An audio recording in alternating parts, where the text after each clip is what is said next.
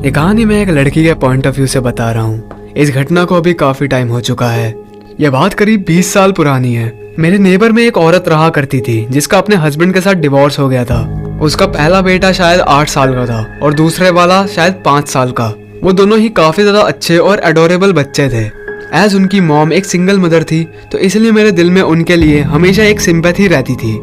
And मैं ये भी महसूस कर सकती थी कि वो दोनों बच्चे ही एक काफी टफ टाइम से गुजर रहे हैं, क्योंकि किसी भी बच्चे के लिए उनके पेरेंट्स का डाइवोर्स किसी बुरे सपने से कम नहीं होता। उनमें से जो बड़ा लड़का था उसने मुझसे कहा कि क्या मेरे डैड हमेशा मेरे साथ नहीं रह सकते थे। जब इस चीज को मैंने सुना तब मेरे आंखों से आंसू आने लगे। मेरे पास कोई भी जवाब नहीं था उसे देने के लिए, इसलिए मैंने उसे कुछ बोला नहीं। मैंने अपने आंसू संभाले और उसे कहा सब कुछ ठीक हो जाएगा। वो भी खुश हो गया। एक्चुअली मैं उस दिन उसकी मॉम को किसी काम से बाहर जाना पड़ा था, इसलिए मैं उन दोनों की बेबी सिटिंग कर रही थी। अब मेरे पास भी उस समय कुछ काम करने को था नहीं, तो मैंने उन दोनों को सुला दिया और उसके बाद मैं बाहर आके बैठ गई और मैं टीवी देखने लगी। टीवी पे भी ज्यादा कुछ आ नहीं रहा था और मैं उस समय काफी ज्यादा बोर होने लगी थी।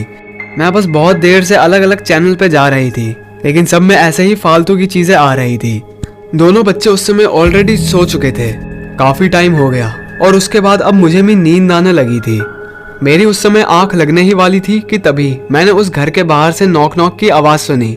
मैं उस समय काफी ज्यादा कंफ्यूज हुई कि आखिर इस समय कौन आया होगा, लेकिन ये मेरा घर नहीं था और साथ में क्या पता कि कोई इम्पोर्टेंट काम के लिए कोई बंदा आया हो। इसलिए मैं गेट के पास जाने लगी, लेकिन मैं जैसे ही उसे खोलने वाली थी उससे पहले ही मैंने बाहर से एक आवाज सुनी। उस दरवाजे के बाहर जो भी था वो उस दरवाजे को पीटने लगा।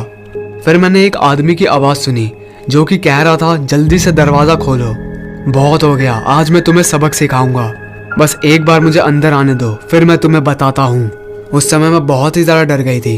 मैं किसी भी हाल में उस दरवाजे को खोलने नहीं वाली थी। मैं उधर ही खड़ी थी कि तभी मुझे पीछे से फुटस्टेप्स की आवाज आने लगी। उनमें से जो बड़ा वाला लड़का था वो भागते हुए मेरे पास आ रहा था और वो चिल्ला रहा था कि डैडी आप आ गए।